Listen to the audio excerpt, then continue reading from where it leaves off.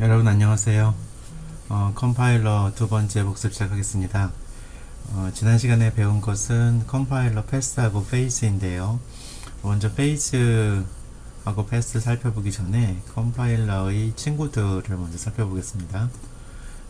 컴파일러가 실제로 소스 프로그램을 번역하기 전에 먼저 프리프로세서가 먼저 소스 프로그램을 변환해 주죠. 그리고 그 컴파일러는 어셈블리 코드를 내는데 되게 그 다음에는 어셈블러가 그것을 타겟 머신 코드로 전환해 주고요.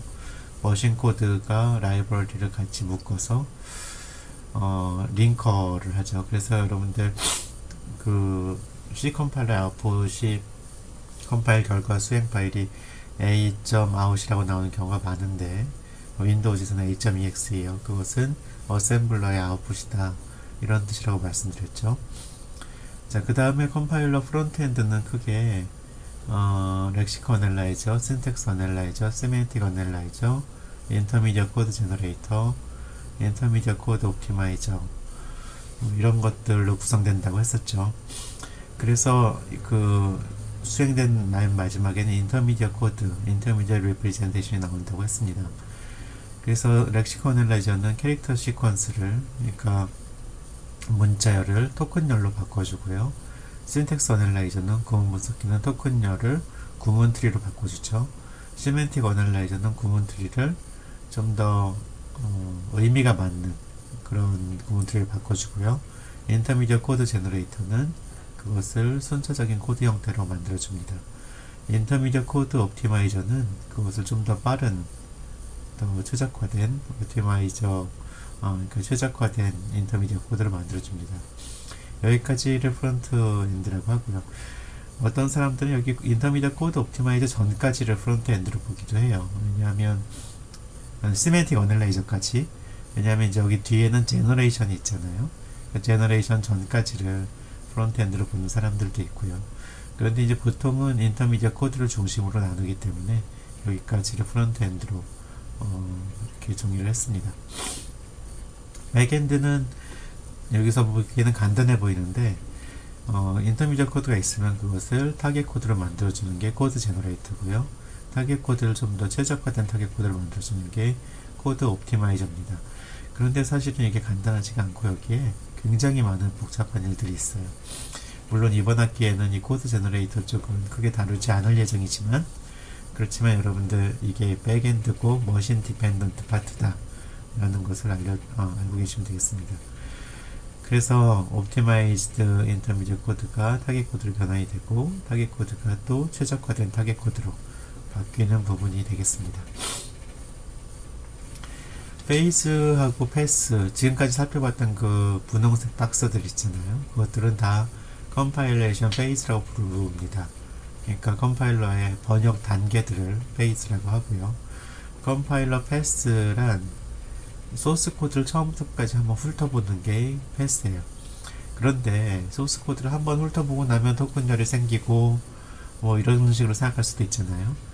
코드의 스트럭처를 전부 다 훑어보는 거예요. 이게 꼭 코드일 뿐만 코드여야 되는 것은 아니고, 예를 들면 한 번 패스를 하면서 토큰열을 만들었을 때 토큰열을 또 한번 쫙 패스를 했다, 한번 훑어봤다고 하면 그것도 또 패스가 되는 거죠.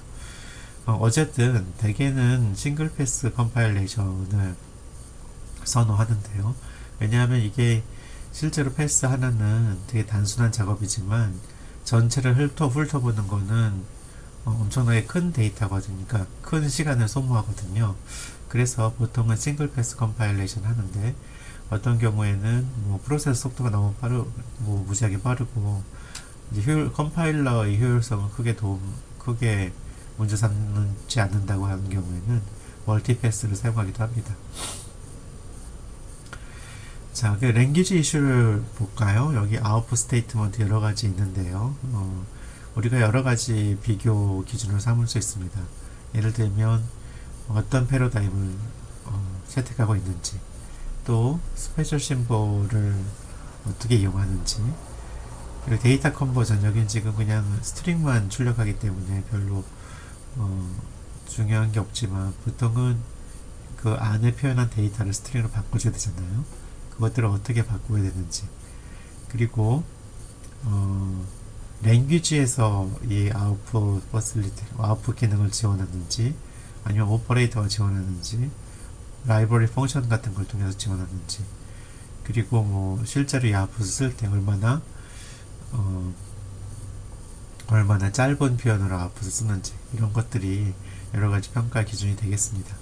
그래서 여러분들 과제는 여러분들 나름대로의 아웃풋을 한번 해보라고 말씀드렸죠.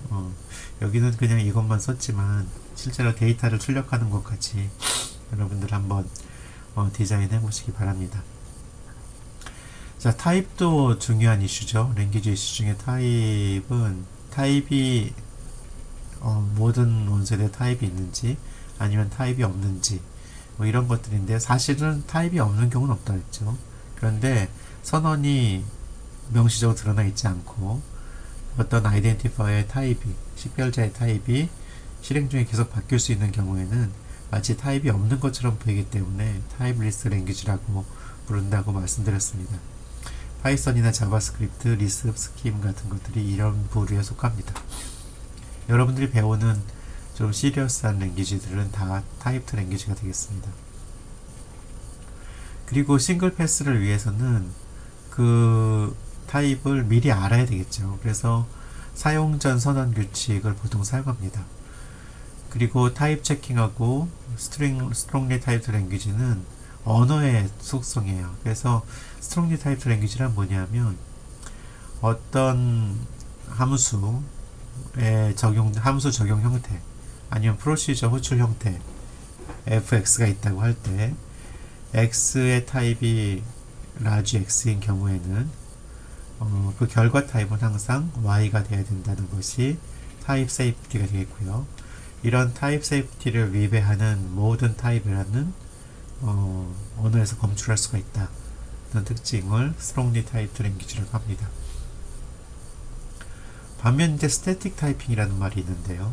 strongly typed는 언어의 속성에 비해서 어떤 언어의 구현이 그런 타입을 컴파일 시간에 모두 잡아낼 수 있는지는 static typing이라고 합니다. 혹시 어떤 그 사람들이 statically typed language 이런 얘기를 한다고 하면 그것은 어떻게 생각하실 수 있냐면 언어가 타입을 지원하고 스태틱 타이핑 방식으로 컴파일러를 구현할 수 있는 언어라는 의미로 생각하셔야 돼요. 사실은 스태틱 타이핑은 임플리멘테이션의 특징이지만 언어의 특징으로 말할 때는 그런 임플리멘테이션이 가능한 언어라고 생각하시면 되겠습니다.